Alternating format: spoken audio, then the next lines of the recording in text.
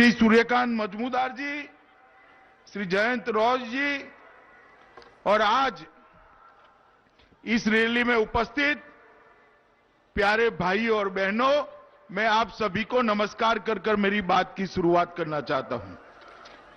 मित्रों, आज यहां परिवर्तन यात्रा शुरू हो रही। हमारे राष्ट्रीय अध्यक्ष नड्डा जी ने 3 जगह से परिवर्तन यात्रा शुरू की है। आज चौथी परिवर्तन यात्रा शुरू हो रही। मैं तृणमूल कांग्रेस के नेताओं को सुन रहा था, वो कह रहे हैं कि क्यों परिवर्तन यात्रा निकालते हैं, ठीक ही तो चल रहा है।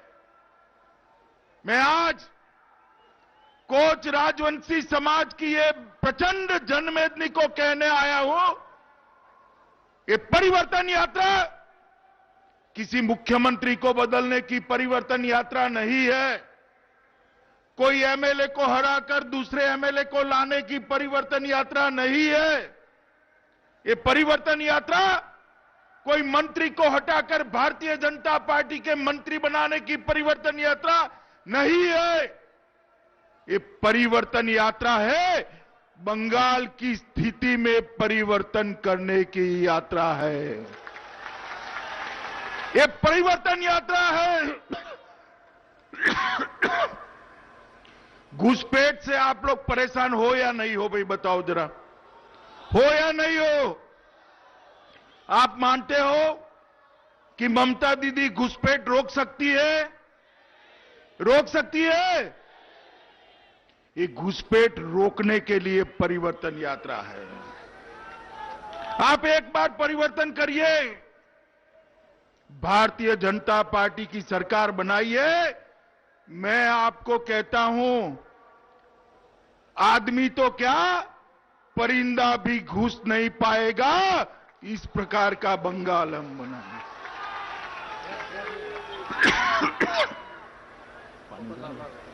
मित्रों, मैं अभी जाकर आया अनंत महाराज के स्थान पर। दोनों ओर जिस प्रकार की आबादी देखकर आया हूं, इससे मालूम पड़ता है घुसपैठ की समस्या कितनी बड़ी है। ये परिवर्तन यात्रा है। ये बुआ भतीजा के भ्रष्टाचार को समाप्त करने की परिवर्तन यात्रा है। ये परिवर्तन यात्रा है बंगाल की बेरोजगारी को समाप्त करने की परिवर्तन यात्रा है।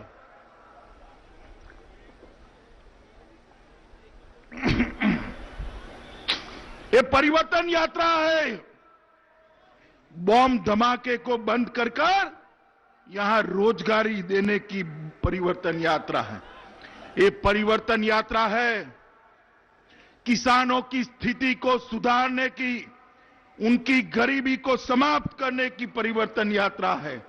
ये परिवर्तन यात्रा है हिंसा की जगह विकास की राजनीति करने की परिवर्तन यात्रा है।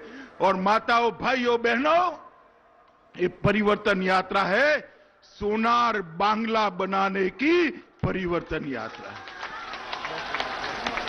जिस प्रकार से ममता दीदी ने यहां शासन चलाया है और बंगाल को नीचे नीचे नीचे ले गए हैं, इस बार ये परिवर्तन यात्रा तय करनी है। ये बार बांग्ला, ये बार 200 पार, 200 से ज्यादा सीटें जीतकर भारतीय जनता पार्टी की सरकार बनानी। बहुत मौका दे दिया ममता दीदी को, 10 साल तक शासन कराया, बंगाल का भला नहीं हुआ। एक मौका नरेंद्र मोदी जी को दे दीजिए, 5 साल में हम सोनार बांग्ला बनाकर आपको दे देंगे मित्रों, 5 साल के लिए। और मित्रों, आज मैं ऐसे दिन पर आया हूं कि हमारे पार्टी के मूल संस्थापकों में से एक पंडित दीनदयाल उपाध्याय जी का आज पुण्यतिथि है। पंडित जी ने भारतीय जनसंघ की नींव डाली, विचार की नींव डाली, और आज इस पवित्र दिन पर जब उनका बलिदान हुआ, वो दिन पर ये परिवर्तन यात्रा शुरू हो रही है, उसको मुझे बहुत बड़ा आनंद है। मित्रों, यहां मैं आया हूं तब राजवंशी समाज के सभी परंपरागत महापुरुषों को प्रणाम कर कर मैं मेरी बात की शुरुआत करता हूं कि यहीं से उत्तर बंगाल के अंदर हम परिवर्तन करेंगे। मित्रों, नारायणी सेना, इसका नाम सुनकर ही गुजरात तक, बंगाल छोड़िए, गुजरात तक मुगलों को दिन के तारे गिनवा दिए थे, वो याद आता है, वो दिन के तारे गिनवा दिए। यही वो भूमि है जिन्हें मुगलों के विजय रथ को रोका था। यही वो भूमि है जहां चिला रॉय ने मुगलों को वापिस धकेलकर इस भूमि की पवित्रता को रखा था। और वो भूमि आज घुसपैठियों से भरती जा रही है। मित्रों, मैं आज आपको कहने आया हूं कि राजवंशी समाज ने, नारायणी सेना ने उस वक्त ये भूमि की रक्षा करने के लिए जो कौवत दिखाया है, जो वीरता दिखाई है, इसके स्मारक में हमारी भारतीय जनता पार्टी की मोदी सरकार पैरामिलिट्री फोर्सेस में नारायणी बटालियन की स्थापना कर कर इसको चिर स्मरण याद कराएगी।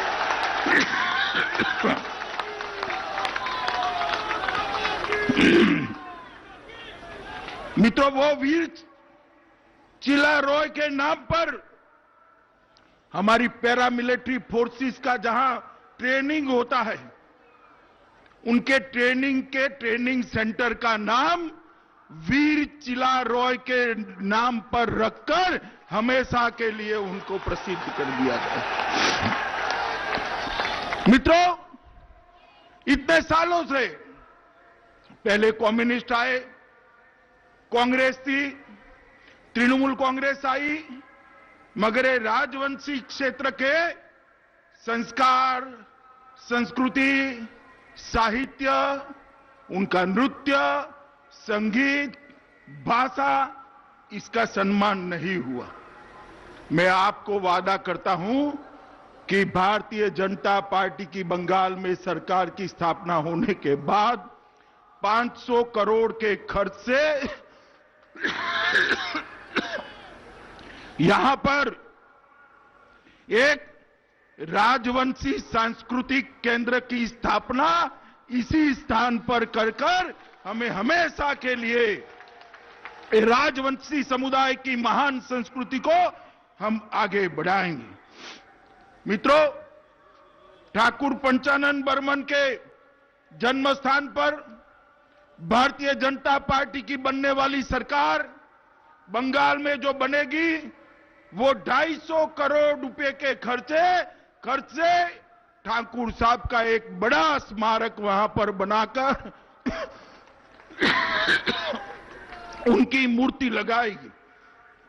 मित्रों, एक टूरिस्ट सर्किट भी हम बनाने वाले हैं, जिसमें कूच बिहार अपना ये मदन मोहन मंदिर, यहां से मैं सीधा वहां दर्शन करने जाने वाला हूं, कामतेश्वरी मंदिर और पंचानन बर्मन का जन्म स्थान, इसको मिलाकर एक ऑल इंडिया टूरिस्ट सर्किट की भी हम रचना करेंगे, जिससे देश भर के लोग यहां। मित्रों,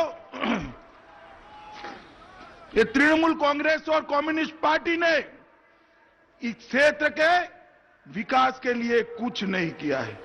मित्रों, भारतीय जनता पार्टी की सरकार, मोदी जी के सूत्र सबका साथ, सबका विकास को मानकर चलती है। मित्रों, सबका साथ, सबका विकास को हम सभी समाजों को, सभी समाज की संस्कृति को, सभी समाज की भाषाओं को, सभी समाज के संगीत को, सभी समाज के साहित्य को आगे लेकर जाने वाले लोग हैं। और इसीलिए धीरे धीरे धीरे पूरा भारत मोदी जी के नेतृत्व में भारतीय जनता पार्टी के साथ जुड़ा हुआ है। मित्रों, आज मैं यहां हूं, अभी ये रथ के अंदर परिवर्तन यात्रा शुरू होगी। ममता दीदी को बड़ा भरोसा है कि जनता की जरूरत नहीं है चुनाव जीतने के लिए, उनको आप लोगों की जरूरत नहीं है, उनके पास गुंडे हैं, गुंडे उनको चुनाव जिता देंगे ऐसा मानती है।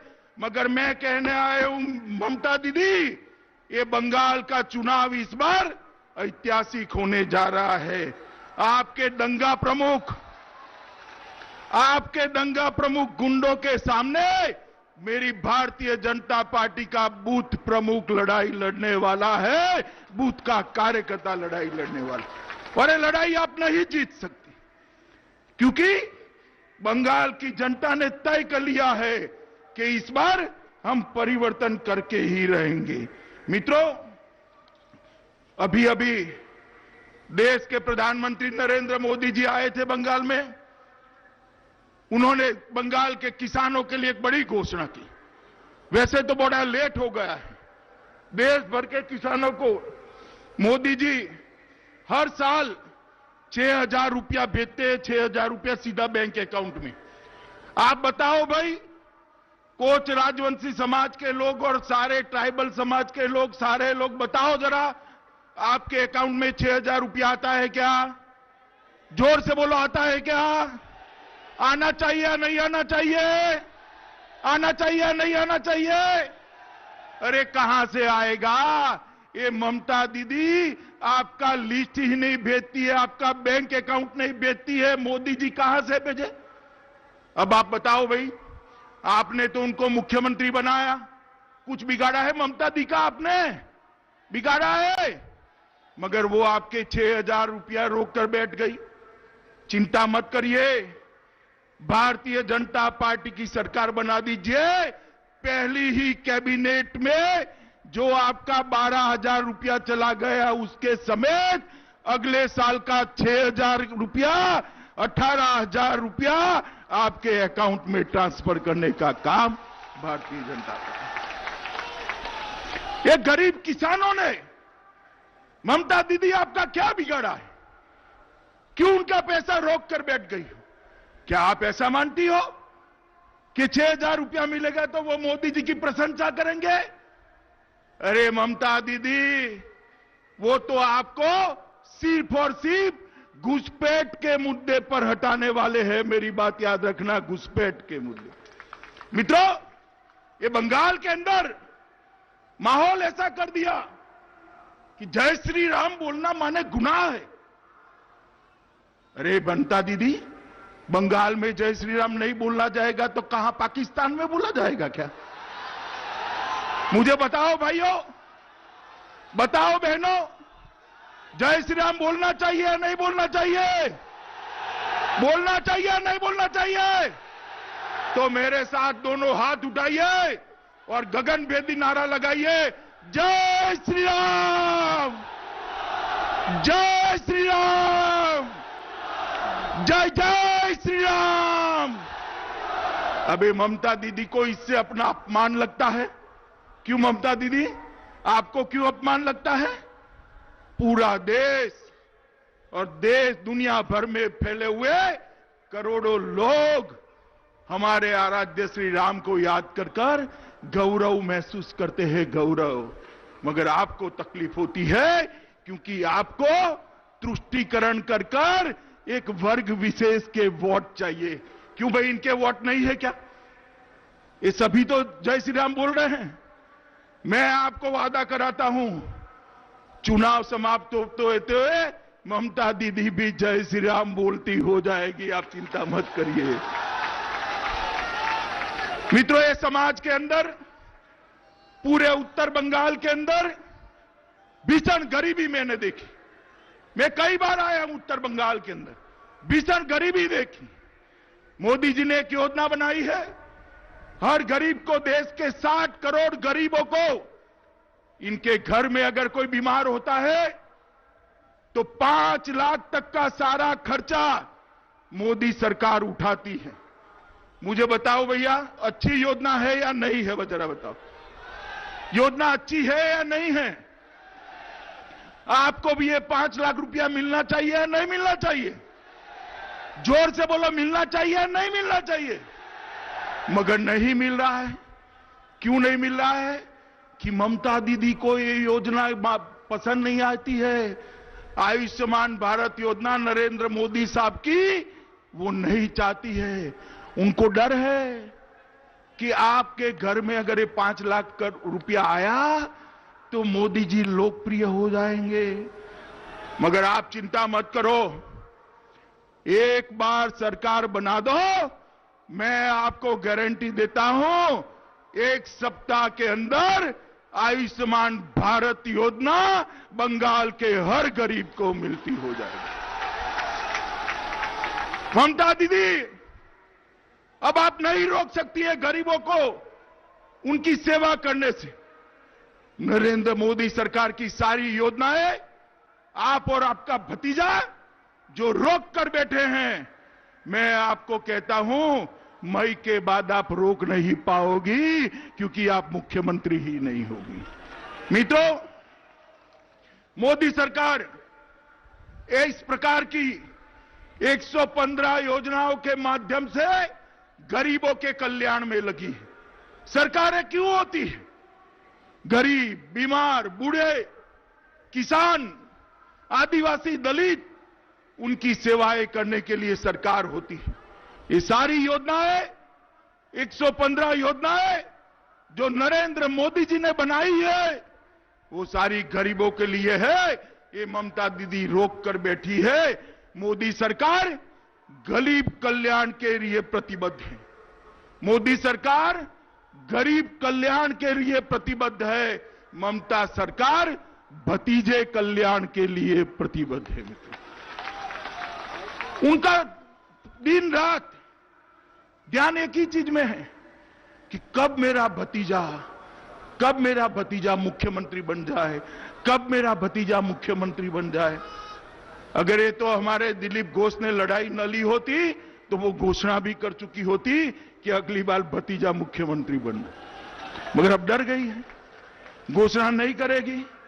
मित्रों, मैं आपको बताता हूं कि मां, माटी और मानुष का जो नारा लेकर आई थी, इसकी तरह टोलबाजी का काम कर रही है, इसकी तरह जगह तुष्टीकरण का काम कर रही है, और उसकी तरह जगह कारखानों को ताले लगाने का काम हो रहा है। मित्रों, ये ममता दीदी फेल प्रशासक है, विफल मुख्यमंत्री है। अब समय आ गया है उनको बदलने का। मित्रों, इस बार बंगाल की जनता ने नरेंद्र मोदी जी के विकास के मॉडल और ममता दीदी के विनाश के मॉडल के बीच में पसंदगी करनी है कि बंगाल क्या चाहता है। मित्रों, आज मैं यहां आया हूं, दीनदयाल जी की पुण्यतिथि है। बंगाल के अंदर ये जो मुहिम हमने चलाई, हमारे 130 से ज्यादा कार्यकर्ताओं की हत्या ये तृणमूल के गुंडों ने की है। एक को भी पकड़ते नहीं है, एक को भी सजा नहीं होगी ऐसा वो मानते हैं। अरे ममता दीदी, मैं राजवंशियों की वीर भूमि पर बैठकर कहने वाला हूं, हमारी सरकार आने वाली है। हत्या जिन्होंने करी है, इसको चुन चुन कर जेल की सलाखों के पीछे डालेंगे। और क्या समझती हैं आप? इस प्रकार से आप भारतीय जनता पार्टी को रोक लेगी? बंगाल की जनता को वोट नहीं करने देगी? आपके गुंडे चुनाव के दिन जनता को परेशान करेंगे? मैं आपको कहने आया हूं, इस बार भारतीय जनता पार्टी दमखम के साथ चुनाव के मैदान में है। किसी माय के लाल की हिम्मत नहीं है कि चुनाव को प्रभावित करे। आप चिंता मत करिए, घर घर जाकर परिवर्तन का नारा बुलंद करिए, परिवर्तन का नारा बुलंद करिए। कोई आपको वोट डालने से नहीं रोक सकता। भय आपके दिमाग से निकाल दीजिए। मित्रों, मेरे यहां जो 130 कार्यकर्ता मारे गए हैं भारतीय जनता पार्टी के, इसमें से ढेर सारे नॉर्थ बंगाल के, कूच बिहार से आनंद पाल, समरू बर्मन, कलाचंद कर्मकार, दक्षिण दिनाजपुर से गोपाल गुइन, जलपाईगुड़ी से खिरोद रॉय, सिलीगुड़ी से उलेन रॉय, मालदा से नुपेन मंडल, राम मंडल, उत्तर दिनाजपुर से ओरेन सिंह, टोटेन दास, अमीरुल इस्लाम, राजेश सरकार, तापस बर्मन। कितनी लंबी सूची है। क्या गुनाह था इनका? जय श्री राम का नारा लगाते थे, भारत माता की जय का नारा लगाते थे, वंदे मातरम का नारा लगाते थे, और आपके गुंडों ने इनको मार दिया है। इस बार बंगाल की जनता इसका हिसाब किताब करने के लिए आतुर है। मित्रों, ममता बनर्जी हमें कहती थी, मुझे याद है जब मैंने 2017 में कहा कि हम 20 से ज्यादा सीटें जीतेंगे, उन्होंने कहा बड़ा अंडा आएगा, अंडा। मगर भारतीय जनता पार्टी को आप सबने 18 सीटें दे दी। हमारा राजू 20 और प्रामाणिक यहां पर बैठे हैं, बहन देवश्री बैठी है। मित्रों, आज मैं आपको कहने आया हूं, जो ममता दीदी अंडे की बात करती थी, वो अपनी खुद की सीट ढूंढने में पड़ गई है कि यहां से लड़ू या वहां से लड़ू, वहां से लड़ू या यहां से लड़ू, एक जगह से लड़ू या 2 जगह से लड़ू। क्यों ममता दीदी, क्या हो गया आपको? मित्रों, ये बंगाल को और उसकी कानून और व्यवस्था को ममता दीदी ने खराब कर रख दिया है। हत्या के मामले में देश भर में बंगाल चौथे नंबर पर, हत्या के प्रयास के मामले में पहले नंबर पर, राजनीतिक हत्याओं के मामले में पहले नंबर पर, गंभीर रूप से घायल करने में पहले नंबर पर, हिंसक अपराधों में तीसरे नंबर पर, महिला अत्याचार में पहले नंबर पर। नंबर 1 ममता दीदी किस चीज में होना चाहिए? घर में पानी पहुंचाए, उसमें नंबर 1 लाइए, शौचालय बनाइए, उसमें नंबर 1 लाइए, गरीब को घर दीजिए, उसमें नंबर 1 लाइए, गरीब के घर में गैस का सिलेंडर दीजिए, उसमें नंबर 1 लाइए, स्वास्थ्य की योजना बनाइए, उसमें नंबर 1 लाइए, और मेरे राजवंशी भाइयों को नौकरी दीजिए, उसमें नंबर 1 लाइए। मगर उसमें आप नंबर 1 नहीं आते। ये सारा काम तो नरेंद्र मोदी जी कर रहे हैं। आप नंबर 1 किस में हो? महिलाओं पर अत्याचार, हत्या के प्रयास, राजनीतिक हत्या, इस प्रकार के कामों में बंगाल को नंबर 1 कर दिया है। मित्रों, ये पूरा उत्तर बंगाल चाय बागानों के मजदूरों से भरा पड़ा है। ढेर सारे लोगों की रोजगारी जुड़ी है। मुझे आपको कहते हुए आनंद है कि भारतीय जनता पार्टी की सरकार के प्रधानमंत्री नरेंद्र मोदी जी ने इस बजट के अंदर चाय बागान के मजदूरों के लिए 2000 करोड़ का पैकेज की घोषणा की है। मित्रों, 2000 करोड़। वहां पर अच्छे स्कूल बनेंगे, उनके लिए मकान होंगे, पब्लिक हेल्थ सेंटर बनेंगे, और उनके बैंक खाते खोलकर उनकी मजदूरी में कोई बिचौलिया नहीं आएगा, सीधा उनके अकाउंट में भर दे। इस प्रकार की व्यवस्था ये भारतीय जनता पार्टी की सरकार करने वाली है। मित्रों, ये चाय बागान के सभी मजदूर भाइयों को मैं भरोसा दिलाने आया हूं कि 70 साल से किसी ने आपकी सूद नहीं ली। कांग्रेस हो, कम्युनिस्ट हो, तृणमूल कांग्रेस हो, आपने लोकसभा में भारतीय जनता पार्टी का समर्थन किया है। एक बार यहां सरकार बनाने के हमारा मदद करिए। मैं आपको वादा दिलाता हूं कि आपकी मैं आपको वादा दिलाता हूं कि आपकी सभी समस्याओं का समाधान भारतीय जनता पार्टी की नई सरकार करेगी। मित्रों, इस क्षेत्र के अंदर ढेर सारी टूरिज्म की संभावनाएं पड़ी हैं। हम उत्तर बंगाल को एक ऐसा स्थान बनाना चाहते हैं जहां देश भर का पर्यटक उत्तर बंगाल को देखने के लिए आए, दार्जिलिंग को देखने के लिए आए, भगवान मदन मोहन के दर्शन करने के लिए आए। इसको पर्यटन के लिए एक विशेष सर्किट हम बनाएंगे और इससे ढेर सारे स्थानीय लोगों को रोजगारी बनेगी। मित्रों, हमने ढेर सारे प्रोग्राम उत्तर बंगाल के लिए तय किए हैं और जब हमारा घोषणा पत्र आएगा तब इसकी घोषणा होगी। ये पूरे उत्तर बंगाल को हम देश का सबसे विकसित प्रदेश बनाने की दिशा में आगे बढ़ रहे हैं। मित्रों, मोदी जी ने 5 साल के अंदर बंगाल के विकास के लिए 3,59,000 करोड़ रुपया भेजा है। 3,59,000 करोड़। कितना भेजा है? जोर से बोलो भाई, कितना?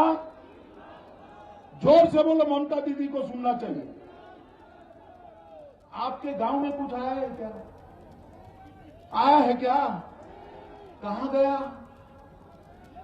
कहां गया?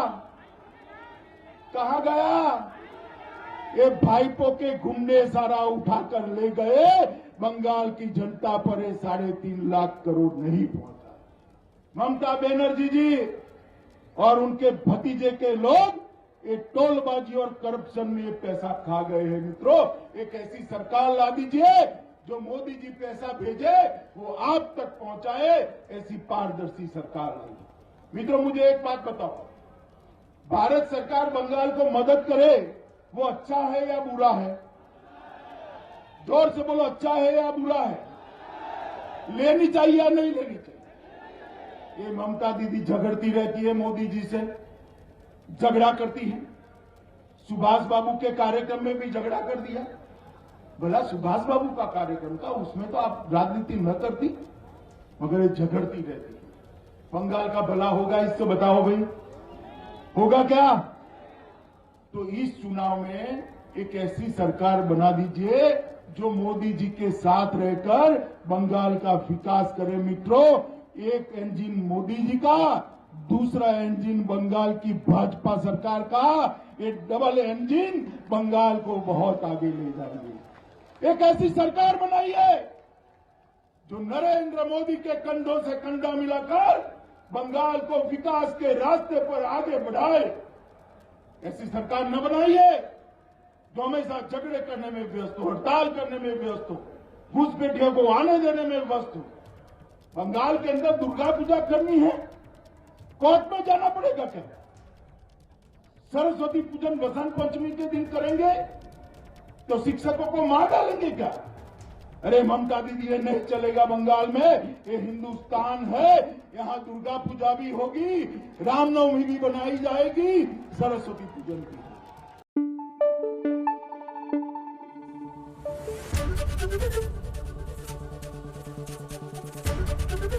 एबीपी न्यूज आपको रखे आगे।